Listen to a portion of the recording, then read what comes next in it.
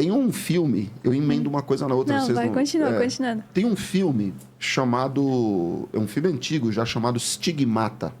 Nossa, esse Esse é um clássico, é né? interessantíssimo. Esse filme, ele fala sobre o... Foi logo quando descobriram os evangelhos apócrifos, que são aqueles que não estão dentro do texto bíblico. Tá.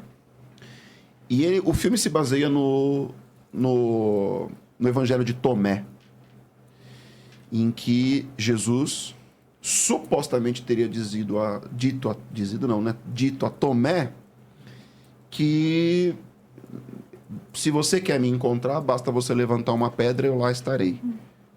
Chacoalhe uma folha e você vai me encontrar. Então, supostamente, Jesus está dizendo que não é preciso ter um templo. Então, se não precisa ter um templo, o templo é em todo lugar. O templo sou eu. Então, de certa forma, Santa Teresa d'Ávila está reproduzindo uma informação que supostamente o próprio Cristo já havia dito. Sim. De que não é necessário nada disso. Né? Então, se a gente olhar para Jesus, ele é uma figura muito diferente daquilo que a gente enxerga, né? Hoje. E hoje é um ponto de peregrinação. Sim. Eu tive... Conta pra gente. Eu tive o privilégio de poder conhecer a cidade, né, de Ávila. Inclusive, tem vídeo aqui no canal, pelo Lugares que Impactam. Tem quase 100% de certeza que a gente gravou um vídeo lá. Tem. Ah, então tem, com certeza. Tem um vídeo aqui que a gente conta um pouco de como foi visitar essa cidade. Ela é uma das únicas cidades medievais ainda muradas que sobrou na Espanha. Então, legal, ela de fato é uma cidade que você passa por vários muros, assim. Até a alegoria que ela criava do castelo, né? A muralha interior, né? Tem muito a ver com o que ela via ali, né? E, cara, a gente visitou, assim, é uma cidade muito legal. Ela tem toda essa estética medieval 100% preservada. Tem as igrejas principais, assim, tanto aonde ela ficava. Na igreja que ela morava, tem o espaço que eles reservaram com as coisas que era do quarto dela. Isso é muito legal. Eles fizeram, tipo, uma exposição que tem a cama dela, que é onde ela simples, escrevia. Né? Eu já vi as fotos, mas muito é muito simples, né? Muito simples. Tipo, super pequenininho. Ela tinha um baú, a mesinha onde ela escrevia os livros... E era ali que ela ficava, né? E assim, até tem um contraponto muito grande com a igreja principal da cidade, porque é uma das igrejas mais luxuosas, assim, sabe? Com um de ouro, umas esculturas lindas e tal. E aquela, de fato, onde ela ficava, é muito mais simples, sabe? Só que atrai muito mais gente. Você vê muito mais gente querendo ir na mais simples, querendo ver onde ela ficava. Do que naquela cheia de ouro, né? Do que na cheia de ouro e tal. Então, é uma cidade muito legal, assim. Eles têm muito ainda de as pessoas irem pra querer ir aonde estava o quarto dela. Tem na parte que fica tipo um museuzinho, tem muita relíquia dela, tem alguns escritos originais dela que foram preservados e tal. Isso é muito legal, assim.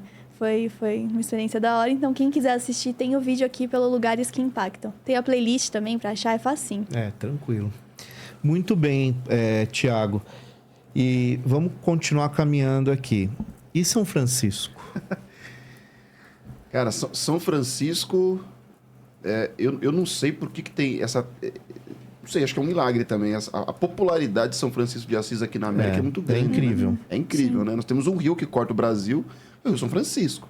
Né? Por que chama São Francisco? Né? Porque serve aos pobres, de certa forma, né? Cortando a região mais pobre do Brasil, as regiões que eram até então as mais pobres do Brasil. Mas São Francisco é uma figura muito interessante, porque São Francisco ele alcança esse estágio, né, de intimidade com Deus muito jovem, mas ele era do exército, ele era um soldado que lutou no norte da África. Inclusive, se vocês forem às igrejas ali da região de Minas Gerais, as cidades históricas, tem uma igreja, que é a igreja de São Francisco, em Ouro Preto. Em cima da igreja existe uma cruz com 2 braços. E as pessoas acham que aquela cruz representa também isso. A ideia de uma fé dupla, mas essa cruz era usada pelos jesuítas e não pelos franciscanos. Então essa cruz, ela representa uma espada. Porque se você pegar a bainha da espada, né? Então aquela cruz de duas hastes, né? Acho que é assim que chama, ela é na verdade uma espada. Porque representa para São Francisco de Assis, quando São Francisco deixa essa vida bélica e se entrega a uma vida divina, uma vida onde ele tem que servir o outro. Porque ele volta dessas batalhas ali no norte da África e outras regiões da Europa, até porque ele está na Península Itálica ali, né? Está próximo do norte da África e fica doente. É acometido de uma doença e nessa doença ele tem em sonho, em visão, um contato com, segundo ele, Cristo, que fala para ele, reforma a minha casa, reerga a minha casa, reconstrua a minha casa. Ele não entende, ele fala, essa casa, né, a casa tá velha, o que ele está querendo me dizer? Mas, na verdade, era uma reforma dentro da própria Igreja Católica, né? Santa Teresa e São Francisco de Assis propunham uma volta a um cristianismo mais primitivo, a um cristianismo em que as coisas eram absolutamente mais simples e não, como você falou, da igreja recoberta de ouro e assim por diante. Mas São Francisco de Assis era filho de um pai comerciante também, muito rico, e nega a riqueza do pai em prol dessa luta pelos pobres, né? Para você poder servir aos que são mais pobres, seguindo o exemplo de Jesus. E aí, aqui, antes de a gente continuar, eu não sei se vale a pena, existe um livro, porque a gente está percebendo que essa experiência mística, ela se dá através de uma doença que leva a um estágio de febre, e que essa febre me leva a um estágio de alucinação, né? Ou pelo menos de ver aquilo que eu não consigo enxergar se eu estou são. Existe um livro do Mircea Eliade chamado As Técnicas Arcaicas de Êxtase, que fala sobre as experiências xamânicas a partir do êxtase. Eu sou um historiador e eu não quero aqui falar das religiões no sentido de criticá-las. Mas será que a experiência desses santos, homens e mulheres, em contato com Deus, será que não é a mesma experiência que xamãs em toda a América tinham com Deus em seus estados de êxtase? Porque São Francisco teve também o seu êxtase e recebeu as chagas de Cristo numa dessas experiências, porque teria sido o homem que mais atingiu a experiência de Jesus na Terra. Então ele recebe as chagas de Cristo, elas aparecem nas mãos e nos pés. Será que é porque retomou essa vida simples? O que desejava, o que essa espiritualidade desejava que ele reconstruísse dentro da igreja? E ele criou, tendo contato com pobres, com pessoas que tinham lepra, hanseníase, que era visto pela Idade Média como então no século XIII, como pessoas que são amaldiçoadas, e ele tem contato com essas pessoas, é visto como o santo protetor dos animais. Mas não que ele gostasse de animais, não, é porque ele pregava, inclusive, para os animais. Ele dizia, são criaturas de Deus e merecem escutar a palavra de Deus. São parte da criação de Deus. As orações de São Francisco são muito complexas, de você analisar o irmão Sol, irmã Lua. Cara, é a mesma coisa que falam os xamãs aqui na América.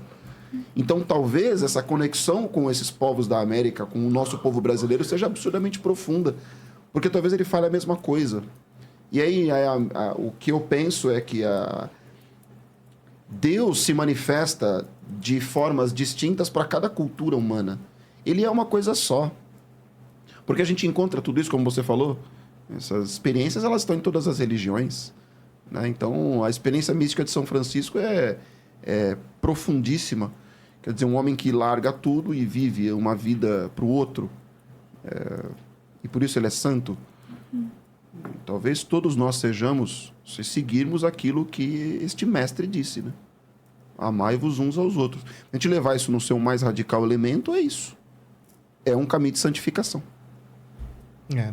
E ele tem uma história que impacta até hoje, porque é impressionante a quantidade de livros, de documentários, pessoas que são devotas a Francisco. Será que as pessoas se reconhecem nele, Marcelo? Eu acho que há, sim, uma identidade ali que a pessoa tem. E não são só católicos, né? Não. É uma coisa que tem uma dimensão gigantesca, né?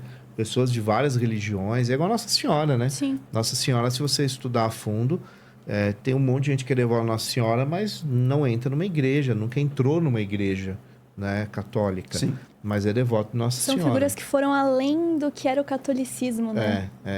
E é por conta da vida e obra, né? É vida e obra.